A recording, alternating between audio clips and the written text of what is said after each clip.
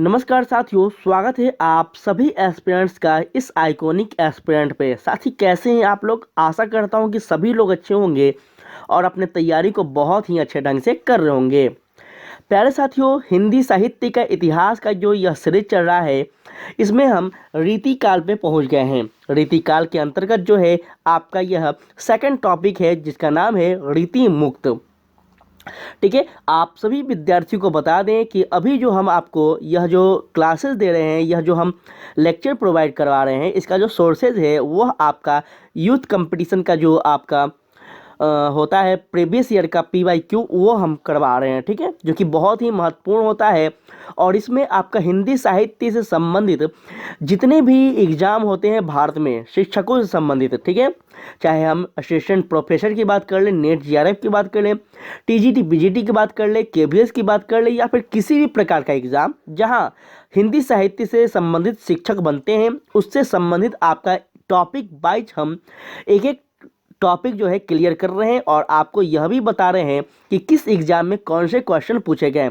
साथ में हम आपको प्यारे साथी यह भी बताते हैं कि आने वाले समय में आपको क्या पूछे जा सकते हैं। कि बहुत इंपॉर्टेंट यह सीरीज चल रहा है, ठीक है, तो ध्यान से सुनिएगा। हो सके तो आप सभी लोग अपना अपना फीडबैक भी कमेंट बॉक्स में देंगे। अगर अच्छा लगे लेक्चर तो प्लीज़ लाइक करेंगे, शेयर करेंगे, साथ ही अपने फ्रेंड सर्कल तक जरूर पहुंचाइएगा। ठीक है, तो चलिए स्टार्ट करते हैं। प्रश्न नंबर पहला है रीति मुक्त काव्य का।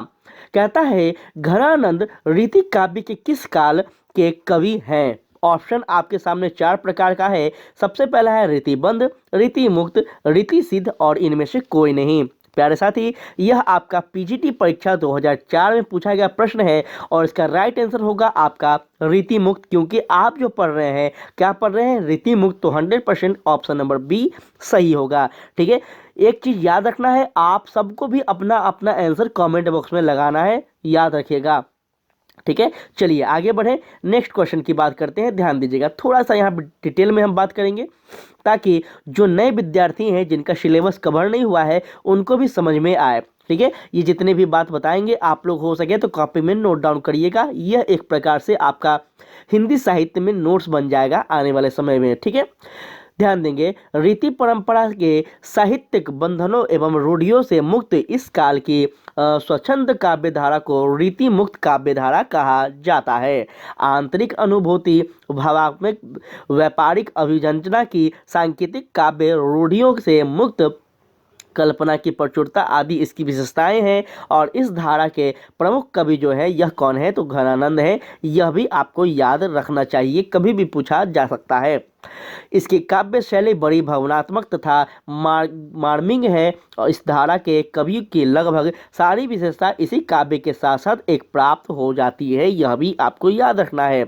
ठीक है, और क्या आपको जानना चाहिए इसमें? तो याद रखना है इस धारा के अन्य प्रमुख कवि जो है वह आपका कौन है? तो आलम है, ठाकुर है, बोधा है और आपका द्विज देव है। ठीक है, लेकिन धनानंद का समस्त काव्य प्रेम कि पीर का परम रूप जो है यह आपको याद रखना है इसके स्वरूप में।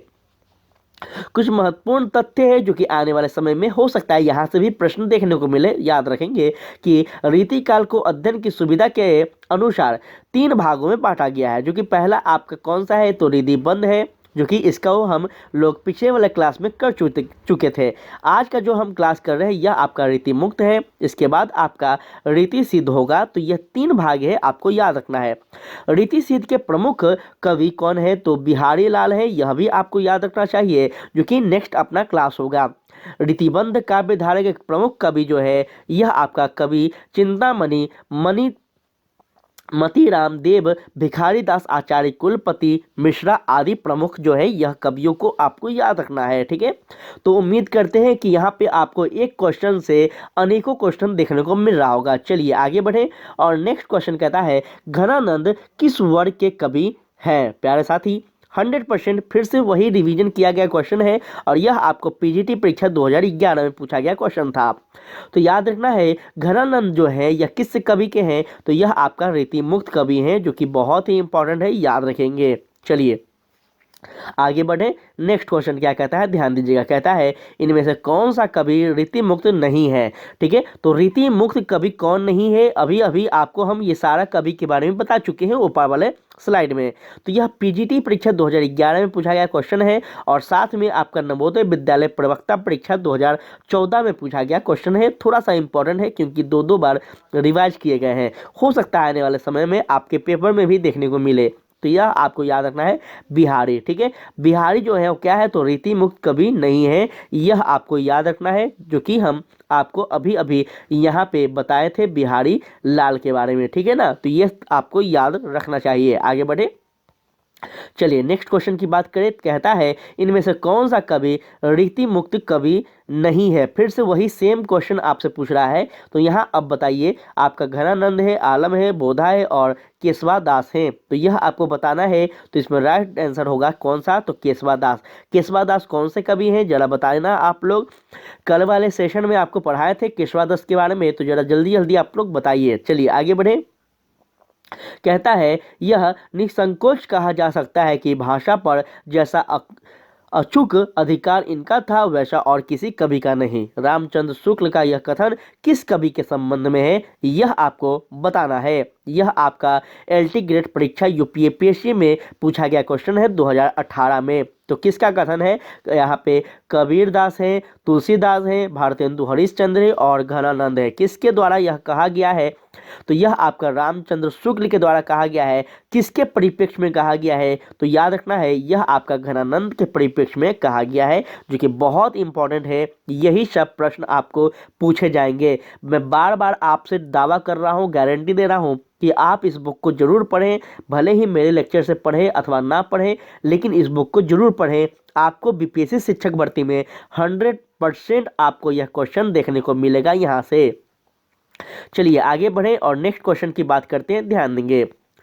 नेक्स्ट प्रश्न यहाँ पे कहता क्या है, उस पर हम अगर बात कर ले तो कहता है कि इनमें से किस कवि की प्रेमिका का नाम सुजान था। बहुत ज़्यादा इंपॉर्टेंट है और यहाँ आपको आंसर पे ध्यान अभी नहीं देना है। हम बता रहे हैं आपको क्या ध्यान देना है, तो प्रश्न के पैटर्न पे ध्यान देना है, प्रश्न की जो डेप्थ है उस पर ध्यान देना है। ठीक है, कि कौन से पेपर में कैसा प्रश्न पूछा गया है इसको ध्यान दीजिए। ठीक है, ना कि आंसर पे। चलिए, तो यहाँ पे कह रहा है कि इनमें से किस कवि की प्रेमिका का नाम सुजान था। कितने विद्यार्थी को सच में पता था, कमेंट में बताइएगा। ठीक है, अगर आप सिलेबस को डीप में पढ़े होंगे, हिंदी साहित्य के सीरियस स्टूडेंट होंगे, तो 100% आपको पता होगा यह घनानंद के द्वारा किया जाता है। चलिए आगे बढ़े और थोड़ा डिटेल में चलते हैं, इनके बारे में जानते हैं। ठीक है, कवि घनानंद की प्रेमिका का नाम क्या था, तो सुजान था, जो एक वेश्या थी। बहुत इंपॉर्टेंट बातें हैं, याद रखेंगे। ठीक है, वेश्या का तात्पर्य होता है नाचने गाने वाली महिला। ठीक है, मोहम्मद शाह रंगीले के दरबार के नित्य गायन विधा में निगुण सुजान वेश्या के धनानंद को प्रेम हो गया था और धनानंद के ने सुजान शब्द का प्रयोग अपनी कविता में सर्वाधिक किया है, जो यह आपको याद रखना है। कभी क्वेश्चन पूछा जाए कि घनानंद के जो काव्य है उसमें सर्वाधिक किस शब्द का प्रयोग किया गया है, तो सुजान। क्यों, क्योंकि यह प्रेमिका का नाम था, याद रखिएगा। चलिए आगे बढ़े। नेक्स्ट क्वेश्चन कहता है कि सुजान शब्द का प्रयोग किस कवि की कविता में सर्वाधिक हुआ है, तो 100% अभी तो आपने को यहाँ पे बताएगा ना। देखिए कहाँ बताया यहाँ पे, अब यहाँ पे देखिए कि जो आप पढ़ रहे हैं वो क्वेश्चन पूछा गया, ऑलरेडी पूछा गया है। तो इससे ज़्यादा आपको क्या चाहिए, इससे ज़्यादा आपके लिए आसान चीज़ क्या चाहिए। प्रैक्टिस सेट में ऐसा कुछ नहीं मिलेगा। ठीक है प्यारे साथी, यह आपको कहाँ मिलेगा, तो PYQ पढ़ने से ही मिलेगा। ये आपको याद रखना है, कौन सा, तो PYQ को। ठीक है, PYQ अर्थात प्रीवियस ईयर क्वेश्चन अगर आप देखेंगे तो बहुत कुछ आपको नॉलेज होगा। इसका राइट आंसर आपका ऑप्शन नंबर सी होगा, याद रखेंगे। चलिए आगे बढ़े। कहता है कि वियोग श्रृंगार का प्रधान मुक्त कवि कौन है। वियोग श्रृंगार का प्रधान मुक्त कवि कौन है, तो यह आपको दिल्ली केंद्रीय विद्यालय परीक्षा PGT 2015 में पूछा गया क्वेश्चन है और इसका राइट आंसर याद रखना है घनानंद हो जाएंगे। ठीक है, चलिए आगे बढ़े। बहुत ही महत्वपूर्ण यह सेशन है। यह सेशन वही विद्यार्थी इस का महत्व को समझ पाएंगे जो कहीं ना कहीं सीरियस होंगे और कई बार वह एग्जाम में बैठे होंगे।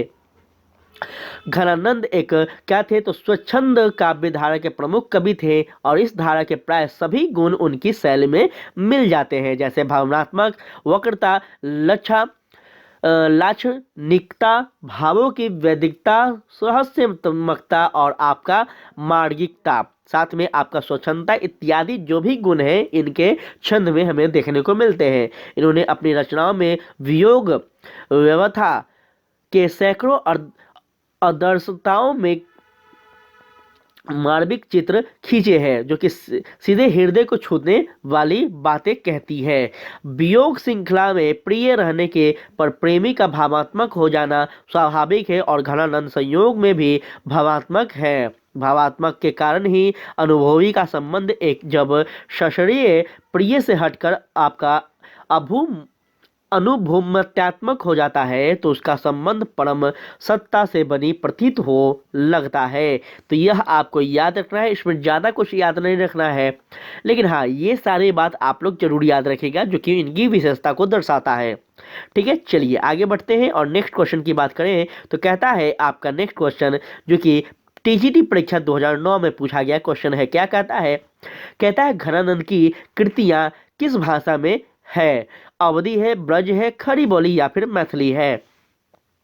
प्यारे साथी इनकी जो भाषा है वह आपका कौन सी है तो ब्रज है, याद रखिएगा बहुत इंपॉर्टेंट है। घनानंद की जितनी भी कृतियां हैं यह क्या है तो यह आपका जो है ब्रज भाषा में है, जिसमें सबसे प्रमुख अगर बात करें तो सुजान सागर है, बिहार लीला है और आपका कोकसार है, फिर आपका रस केवलिया है और आपका कृपा कांड है, जो कि यह सभी के सभी जो है ब्रज भाषा में क्या है तो रचना की गई है, याद रखेंगे। कुछ महत्वपूर्ण तथ्य है इनके बारे में जो कि आपको याद रखना होगा।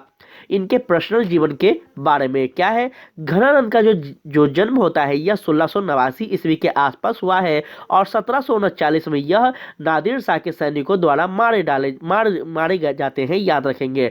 नादिर शाह कौन था ये आपको पता होना चाहिए कि मुगल वंश का जो है यह कहीं ना कहीं एक अयोग्य शासक था, क्योंकि आप लोग जब औरंगजेब के बाद के काल को पढ़ेंगे ना तब आपको ये सब शासकों के बारे में पढ़ने को मिलेगा। ठीक है, चलिए अभी हम लोग इतिहास में नहीं जाएंगे, अभी हम लोग हिंदी को पढ़ेंगे। ये प्रेम की मस्ती विशेषतः वियोग श्रृंगार के कवि हैं और शुक्ल जी के अनुसार प्रेम मार्ग का एक ऐसा प्रवीण और धीर पथिक तथा जवाबदानी का ऐसा दावा रखने वाला ब्रज भाषा का दूसरा कवि नहीं हुआ होगा। यह कौन कहते हैं तो शुक्ल जी कहते हैं, याद रखिएगा, कभी भी आपसे यह स्टेटमेंट पूछा जा सकता है। शुक्ल जी ने इन्होंने लाचमनी मूर्ति मता और प्रयोग वैचित्र्य का ऐसा कवि कहा है जैसा कवि उनके पौने 200 वर्षों के बाद छायावाद काल में प्रकट हुआ होगा। तो ये काल कौन कहा है कभी पूछ लिया जाए तो आपको याद रखना है यह आपका शुक्ल जी के द्वारा कहा गया कथन है। नेक्स्ट हम बात करें तो कहता है सुजान सागर के लेखक कौन है तो 100% अगर आप सही है तो घनानंद हो जाएंगे, जो कि याद रखेंगे। आगे बढ़े, कहता है नेक्स्ट क्वेश्चन जो कि यहाँ पे बहुत इंपॉर्टेंट है, ध्यान देंगे। कहता है लोग है लागे कवित बनावत मोही तो मेरे कवित बनावत। इस काव्य पंक्ति के रचयिता का नाम क्या है? आलम है, द्विज देव है, घनानंद है या फिर इनमें से कोई नहीं है? देखिए यह आपका टीजीटी परीक्षा 2005 में क्वेश्चन पूछा गया है और घनानंद जो है इनका यह क्या है तो लाइन है, याद रखेंगे इस पंक्ति को। चलिए डिटेल में अगर चर्चा करें तो याद रखेंगे प्रस्तुत काव्य पंक्ति में रचयिता धनानंद है और इसके माध्यम से धनानंद अपनी पहचान अलग बताने का प्रयास करते हैं, जो कि आप सब लोग इसको याद रखेंगे। चलिए आगे बढ़े, नेक्स्ट क्वेश्चन कहता है लोग ले लागी कवित बनावत मोही तो मेरे कवित बनावत किसकी पंक्ति है? फिर से आपको सेम क्वेश्चन पूछा गया है और यह आपको इस बार कहाँ पे पूछा गया है तो 2009 में प्रवक्ता परीक्षा में पूछा गया है। ध्यान देंगे, यह फिर से आपका घनानंद का लाइन हो जाएगा, याद रखिएगा। चलिए आगे बढ़े, नेक्स्ट क्वेश्चन पे बात करते हैं, ध्यान दीजिएगा कहता क्या है। कहता है आपका लोग है लागे कवित बनावत मोही तो मेरे कवित बनावत। यह काव्य पंक्ति जो है किस काव्य का द्वारा रचा गया है। तो यह आपको कौन सा हो जाएंगे, थोड़ा सा यहाँ पे हम गड़बड़ा रहे हैं इसलिए ताकि यहाँ पे थोड़ा धुंधला दिख रहा है, ठीक है। थोड़ा आप लोग कॉपरेट कीजिएगा, और यह प्रवक्ता परीक्षा 2017 में पूछे गए क्वेश्चन है, याद रखेंगे। तो इसका राइट आंसर जो होगा ऑप्शन नंबर डी अर्थात घनानंद हो जाएंगे, याद रखेगा। चलिए आगे बढ़ते हैं। अति सुधो स्नेह को मार्ग है, जहां ने को सना सयापन बाक नहीं, पंक्ति के लेखक कौन है। तो यह आपको जल्दी बताएं, टीजीटी परीक्षा नहीं पीजीटी परीक्षा 2010 में पूछा गया क्वेश्चन है, और घनानंद महोदय जो है इसका हो जाएंगे। ये सारे लाइन याद रखेगा, हो सकता है जीवन में कभी भी आपसे पूछे जा सकते हैं, ठीक है। ये सारे के सारे स्टेटमेंट आपको याद रखना चाहिए, जो कि इनके लाइन में इनके काव्य से उठाया गया स्टेटमेंट है। आगे बढ़े और नेक्स्ट क्वेश्चन की बात करें तो कहता है, सीखी लीनो मीन मृग खंजन कमल नैन, सीखी लीनो जस ओ प्रताप को कहानो है। ये काव्य पंक्ति जो है किस कवि का है, जल्दी बताइए। तो यह आपका टीजीटी परीक्षा में पूछा गया क्वेश्चन है 2004 में, और इसका जो हो जाएंगे ठाकुर जी हो जाएंगे। चलिए थोड़ा नया क्वेश्चन यहाँ पे देखने को मिला है, चलिए डिटेल में बात करते हैं। तो उपयुक्त पंक्तियों की रचयिता जो है यह आपका रीति मुक्त काव्य धारा के कवि ठाकुर है, ठीक है, जो कि ठाकुर ने कवि कर्म का व्यंग करते हुए यह बताया है, याद रखेंगे, ठीक है। चलिए आगे बढ़ते हैं, नेक्स्ट बात करते हैं। कहता है, कवित रचनाकार के रचनाकार है कौन।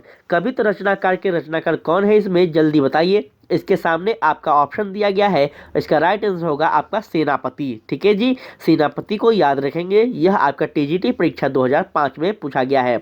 थोड़ा डिटेल में हम चर्चा करते हैं, ध्यान दीजिएगा। कवित रचनाकार के रचनाकार सेनापति हैं। सभी अभी तक जो इनकी यही कृति प्राप्त हुई है, ठीक है। कुछ इतिहासकारों ने इनकी दूसरी कृति जो है यह आपका काव्य कल्प पुद्रम भी बताया है, तो इसको भी आप थोड़ा याद रखेंगे। कुछ लोग जो है दोनों को ही एक ही ग्रंथ मानते हैं, तो यह भी बात आपको याद रखना चाहिए। कुछ महत्वपूर्ण तथ्य है जो कि आने वाले समय में आपको पूछे जा सकते हैं, ध्यान दीजिए। कवि रचनाकार के अंतर्गत सेनापति ने नलेश अलंकार, श्रृंगार, षड्यंत्र ऋतु, रामायण और राम सायन का वर्णन किया है। कवित रचनाकार में 5 तरंगे और 394 छंद है, ये बहुत इंपॉर्टेंट है, इसको थोड़ा आप लोग याद रखिएगा। चलिए आगे बढ़े, नेक्स्ट हम बात करते हैं क्या कहता है। कहता है नेक्स्ट क्वेश्चन कि कवि रचनाकार किस भाषा में रचित है। कवि रचनाकार जो है किस भाषा में रचित है, ब्रज है, खड़ी बोली, अवधी या फिर राजस्थानी भाषा।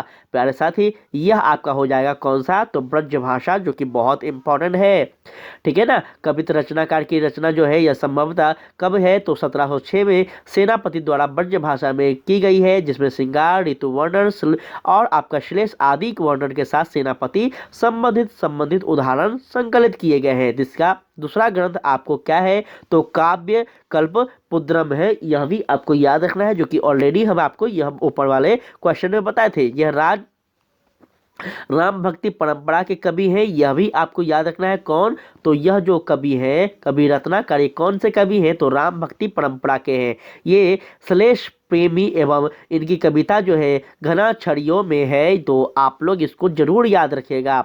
नेक्स्ट क्वेश्चन की अगर हम बात करें तो कहता है, सुजान चरित्र के रचयिता कौन है। सुदान चरित्र के रचयिता जो है यह आपको याद रखना है, कौन है, तो सूदन है, बहुत इंपॉर्टेंट है, सूदन है।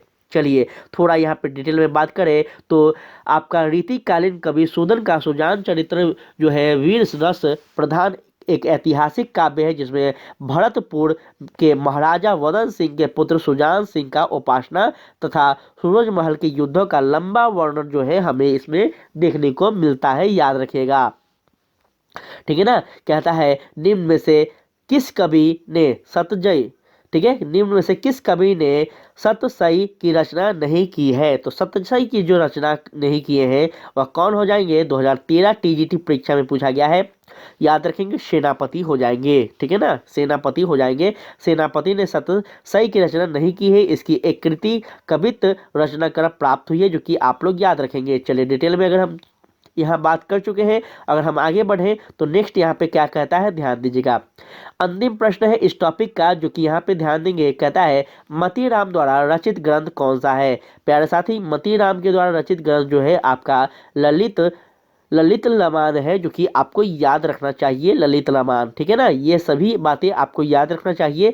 चलिए यहाँ पे हम नेक्स्ट टॉपिक में पहुंच रहे हैं, जिसका आपका रीतिकाल का यह अंतिम टॉपिक है, आपका रीति सिद्ध, ठीक है। इसके बाद हम कहाँ पहुंच जाएंगे, तो डायरेक्ट आपका आधुनिक काल में प्रवेश करेंगे, ठीक है, जो कि बहुत ही इंपॉर्टेंट टॉपिक है, वो भी आपके एग्जाम के दृष्टिकोण से ध्यान देंगे। क्या सबसे पहला प्रश्न है रीति सिद्ध का, वह क्या है, तो यह आपका है रीतिकाल की रीति सिद्ध काव्य धारा के कवि कौन है। तो प्यारे साथी यह आपको बिहारी है, जो कि हम ऊपर वाले क्वेश्चन में भी आपको यह चर्चा किए थे। थोड़ा डिटेल में अगर हम बात करें तो ध्यान देंगे। रीतिकाल की रीति सिद्ध काव्य धारा के प्रमुख जो कवि हैं यह आपका बिहारी हैं, याद रखेंगे। रीति सिद्ध उन कवियों को कहा गया है जिनका काव्य जो है काव्य के शास्त्रीय ज्ञान से आबद्ध था, याद रखेंगे। वे लक्षणों के चक्कर में नहीं पड़े, परंतु काव्य शास्त्र का पूरा ज्ञान उनके पास था, ठीक है। तो ये आपको याद रखना है। और कुछ महत्वपूर्ण बातें हैं जो कि आपको जानकारी के लिए याद रखना है, वह क्या है, तो ध्यान देंगे। पहला, रीतिकालीन काव्य को 3 भागों में विभक्त किया गया है, जो कि पहला क्या है, तो रीतिबद्ध है, दूसरा रीति सिद्ध है, और तीसरा आपका रीति मुक्त है। यह कितने भाग है, तो यह 3 भाग है, किसका, रीतिकाल का, याद रखेगा, कभी भी आपसे पूछे जा सकते हैं। रीतिबद्ध काव्य धारा के कवियों ने काव्य शास्त्रीय परंपरा आदि का निर्वाह कर लक्षण ग्रंथों का क्या किया है साथियों, लक्षण ग्रंथों का निर्माण किया है, जिसमें चिंतामणि, भिखारी दास, देव, मतीराम, पदाकर आदि कुछ प्रमुख कवि इसमें आते हैं। और याद रखना है रीति सिद्ध काव्य के कवियों ने लक्षण ग्रंथ लिखकर लक्षण को ध्यान में रखते हुए लक्षण ग्रंथों का निर्माण किया है, जिसे बिहारी और आपका रसनिधि प्रमुख मानते हैं, ठीक है। तीसरा आपका है रीति मुक्त काव्य धारा के कवियों ने रीति काल की परिपाटी को त्याग कर क्या किया है, तो स्वच्छंद रूप से श्रृंगार काव्य की रचना की है, जिसमें धन्यात, आलम, बोधा, ठाकुर आदि कुछ प्रमुख कवि आते हैं। ये जितने भी बात आपको बताया जा रहा है सच में बताएं, सारा का सारा महत्वपूर्ण है, ठीक है। एक एक बात को आप लोग लक्ष्य मानकर, अपना सफलता मानकर लिखते चलिएगा, नोट डाउन करते चलिएगा, या फिर लेक्चर को 3-4 बार सुनते चलिएगा। बहुत इंपॉर्टेंट है, लिख कर बता रहे हैं। आप जिस दिन एग्जाम में बैठेंगे हम उस दिन डिस्कस करेंगे हिंदी साहित्य का पेपर, फिर हम आपको बताएंगे कि कितना क्वेश्चन जो है यहाँ से आपको देखने को मिला है, ठीक है ना। तो यह बात आपको याद रखना होगा। आगे बढ़े, कहता है बिहारी रीतिकाल के किस काव्य धारा के कवि थे, तो यह आपको कौन सा हो जाएंगे, तो याद रखना है रीति सिद्ध काव्य धारा के कवि थे, जो कि हम लोग इसका पढ़ रहे हैं अभी यही टॉपिक, ठीक है ना। चलिए आगे बढ़े, नेक्स्ट हम बात करें क्या कहता है, ध्यान देंगे। नेक्स्ट क्वेश्चन कहता है निम्नलिखित में से कौन सा कवि रीतिबद्ध परंपरा में है, बिहारी लाल है, घनानंद है, मतीराम है, आलम है। प्यारे साथी मतीराम जो होंगे यह आपको याद रखना है, जो कि 2012 के प्रवक्ता परीक्षा में पूछा गया क्वेश्चन है, यह बहुत इंपॉर्टेंट है, याद रखेंगे। बिहारी किस धारा के कवि हैं, अभी अभी हम इसके बारे में जिक्र किए हैं और फिर से आपको दोहरा दिया क्वेश्चन है। बिहारी जो है यह आपका किस धारा के कवि है, तो यह आपका रीति सिद्ध धारा के कवि है, याद रखेंगे, जो कि ऑप्शन नंबर ए इसका राइट होगा। नेक्स्ट हम बात करें तो कहता है कि निम्नलिखित में से एक कवि ने लक्षण ग्रंथ की रचना नहीं की है, वह कौन है, भिखारी दास, गुलाब कवि, बिहारी या फिर देव, कौन हो जाएंगे जरा बताना आप सभी लोग। तो यह आपका बिहारी हो जाएंगे, ठीक है, बिहारी हो जाएंगे, याद रखना है। आगे बढ़े और नेक्स्ट क्वेश्चन की बात करें फटाफट, तो देखिए ध्यान दीजिएगा। कहता है दृग उड़ झत टूटत बुटुम जुरत चतुर्चित प्रीति, यह कथन किसका है, बहुत इंपॉर्टेंट है, याद रखिएगा। थोड़ा टफ है लेकिन आपको पढ़ना होगा। ये सभी काव्य जो है बहुत इंपॉर्टेंट है और इस किसका है यह आपको बताना है। तो यह प्यारे साथी आपका बिहारी का है, जो कि अति महत्वपूर्ण है और ये पीजीटी परीक्षा 2011 में क्वेश्चन पूछा गया है, ठीक है। अगर हम बात कर ले इसका मतलब, तो क्या होता है इसका मतलब, ध्यान दीजिएगा। दृग उड़ झत टूटत कुटुंब जुरत चतुर्चित प्रीति परित गाठी दुर्जन हिये दै नई यह रीति जो है अर्थात आंखों उलझती है, आंखें जो है उलझती है, परिवार टूटता है, पर चतुरे के हृदय का प्रेम जुड़ रहा है, किंतु दुर्जनों के हृदय में गांठ पड़ी रही है। यह वैसा विधान है। यह पंक्ति बिहारी लाल का है। तो ये पंक्ति बहुत इंपॉर्टेंट है, आपसे डायरेक्ट क्वेश्चन पूछे जा सकते हैं। देखिए, शिक्षक भर्ती के लिए हम बता रहे हैं आपको, बहुत तैयार रहिएगा। शिक्षक भर्ती के लिए आपको डायरेक्ट यह लाइन दे देगा, कैसे आप सॉल्व कीजिएगा जरा बताइए।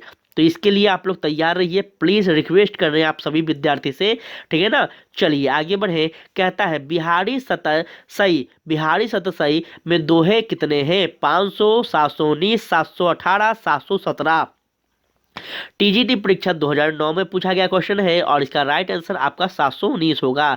बिहारी सतसई में जो दोहे हैं वो कितने हैं? तो 719 है। यह आपको याद रखना चाहिए, जो कि रीतिकाल रीति संबंध के अंतर्गत यह कवि बिहारी की एकमात्र रचना सतसई है। अपनी इसी एकमात्र कृति से ही इन्हें हिंदी साहित्य में अमर हो गए हैं और यह मुक्त काव्य माने गए हैं। इसमें जो कुल आपका दोहे हैं कितने हैं? तो 719 है, यह भी आपको याद रखना है। परंतु कहीं कहीं जो है यह आपको 713 भी देखने को मिलता है। तो ये दोनों में कंफ्यूज नहीं होना है, आपके जो ऑप्शन में होंगे वही सही करना है, यह भी आपको याद रखना है। चलिए आगे बढ़े। नेक्स्ट क्वेश्चन क्या कहता है, इस पे ध्यान देंगे। नेक्स्ट क्वेश्चन क्या कहता है, इस पे ध्यान देंगे। एक सेकेंड रुकिएगा। चलिए, बिहारी की रचना का क्या नाम है? बिहारी की जो रचना है इसका नाम क्या है? तो यह आपको याद रखना है, बिहारी सतसई है, ठीक है ना। अभी अभी आपको यह जो है डिस्कस किया गया था, याद रखेंगे। नेक्स्ट क्वेश्चन कहता है बिहारी निम्न में से किस काल के कवि रहे हैं? तो यह आपको रीति काल के कवि रहे हैं, जो कि बहुत ही इंपॉर्टेंट है, इसको आप लोग याद रखेंगे, ठीक है। चलिए आगे बढ़े। नेक्स्ट क्वेश्चन कहता है बिहारी सतसई किस भाषा की काव्य ग्रंथ है? तो प्यारे साथी, यह आपको किस भाषा के काव्य ग्रंथ है? तो यह आपका ब्रज भाषा के है, बहुत इंपॉर्टेंट है, इसको आपको याद रखना चाहिए। और अंतिम प्रश्न है इस सेशन का, जो कि आपको याद रखना है। क्या कहता है? तो रीतिकाल का वह कौन सा कवि है जो अपनी मात्र एक कृति से ही हिंदी साहित्य में अमर हो गया है? तो प्यारे साथी, वह कौन है? तो वह और कोई नहीं, बिहारी है। क्योंकि अभी आपको बताए थे कि बिहारी जो है यह कौन से कवि, एक कवि है बिहारी जो है, एक अपना एक हिंदी में एक साहित्य से अमर हो गया है, वो उसका नाम क्या है? तो रस रस रस रस रस ई है, रस रसई है, जो कि आपको याद रखना चाहिए, ये बहुत इंपॉर्टेंट है। और इस प्रकार से साथी रीति काल के संबंध में जितने भी क्वेश्चन अब तक पूछे गए हैं, टॉपिक वाइज आपको कवर करवा दिए हैं, ठीक है ना। तो कल के सेशन में जो हम बात करेंगे वो आपका आधुनिक काल में प्रवेश करेंगे, ठीक है, जो कि बहुत ज़्यादा इंपॉर्टेंट है। और सबसे इंपॉर्टेंट यहाँ से क्वेश्चन आपको देखने को मिलेगा, ठीक है। पूरा आधुनिक काल में हम प्रवेश करेंगे, छायावाद से लेकर आपका परंपरावाद, आपका परिवर्तनवाद, आपका जितने भी टॉपिक है आधुनिक काल में सारा कवर करेंगे। और हम आपसे वादा किए हैं शुरू से लेकर अंत तक कि आपका हिंदी साहित्य में टॉपिक वाइज जितने अभी तक भारत में जितने एग्जाम होते हैं हिंदी साहित्य के शिक्षकों से संबंधित टॉपिक वाइज आपका कवर करवाएंगे इसी चैनल पर, यहीं पर, ठीक है। तो प्लीज़ साथी, आप सभी रिक्वेस्ट है कि आप लोग सेशन से जुड़े रहें।